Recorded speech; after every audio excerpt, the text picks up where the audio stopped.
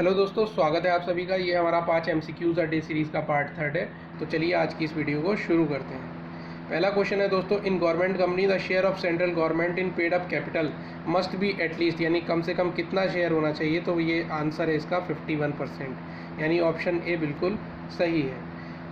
In a government company the paid up capital held by the state या central government is at least, कम से कम 51% होना चाहिए टोटल शेयर्स का। In case percentage of shares held by the government falls below 51, यदि below 51 से कम होता है देन द ऑर्गेनाइजेशन, वो ऑर्गेनाइजेशन गवर्नमेंट कंपनी नहीं मानी जा सकती। दूसरा क्वेश्चन है दोस्तों, the basic concept related to profit and loss account. Basic concept profit and loss account से रिलेटेड कौन सा है? तो इसका ऑप्शन 4 सही है, यानी both realisation and matching concept इसमें आंसर हो जाएगा। देख लेते हैं द मैचिंग कंसेप्ट क्या होता है। The matching concept is an accounting practice whereby firms recognise revenues and their related expenses, उससे मिलते हुए जुलते एक्सपेंसेस उसी अकाउंटिंग ईयर के, ठीक है, मैचिंग कंसेप्ट कहलाते हैं। द रियलाइजेशन प्रिंसिपल क्या है? रेवेन्यू रिकॉग्निशन कंसेप्ट भी कहा जाता है इसको।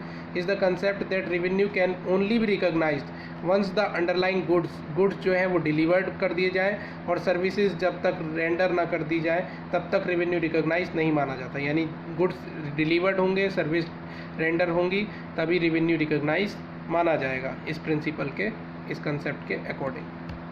तीसरा दोस्तों है stock turnover ratio. Stock turnover ratio का फॉर्मूला यहाँ पे पूछ लिया गया है आपसे, तो इसका राइट आंसर हो जाएगा cost of goods sold upon average stock.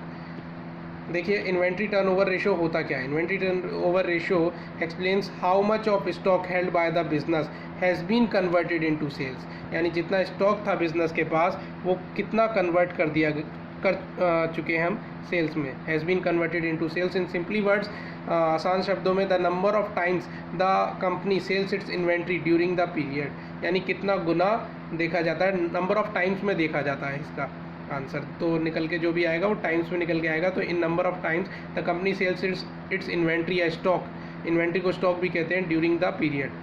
इसका फॉर्मूला होता है इन्वेंट्री टर्नओवर या स्टॉक टर्नओवर रेशियो का cost of goods sold upon average stock. और एवरेज स्टॉक कैसे निकलता है दोस्तों? Opening stock plus closing stock, और डिवाइड दे देते हैं, इसको भाग दे देते हैं दोस्तों 2 से, यानी 2 से।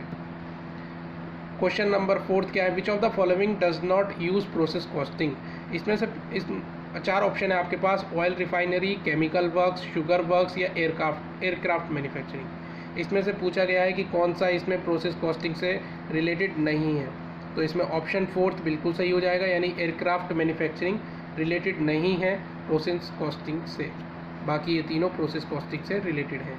देख लेते हैं प्रोसेस कॉस्टिंग होता क्या है। Under this method the cost of A product at each process is ascertained. This method is adopted by automobiles industries, जो सोप फैक्ट्रीज़ हैं वो अडॉप्ट करती हैं इस मेथड को। केमिकल जहाँ पे काम होता है केमिकल का, या ऑयल रिफाइनरी, शुगर मिल्स, ये सब क्या है? प्रोसेस कॉस्टिंग के ही उदाहरण हैं। A system where manufacturer ascertains the cost after incurring expenses is known as. तो ऐसे सिस्टम को क्या कहा जाता है?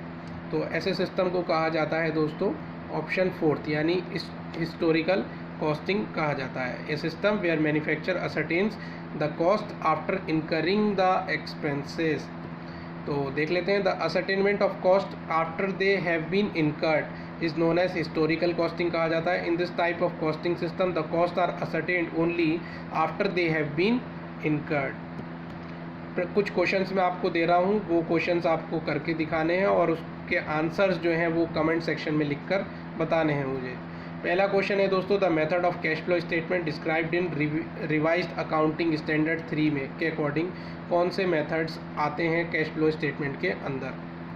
दूसरा क्वेश्चन है जो बताना है आपको, a trader transfers 20% of his profit to general reserve. Trader transfer करता है 20% प्रॉफिट का जनरल रिजर्व में। तो ये कौन से कॉन्सेप्ट का उदाहरण है? यहाँ पे कॉन्सेप्ट दिए हुए हैं, इसमें से आप ऑप्शन बता दीजिएगा। आंसर 2 का ये है इस तरीके से।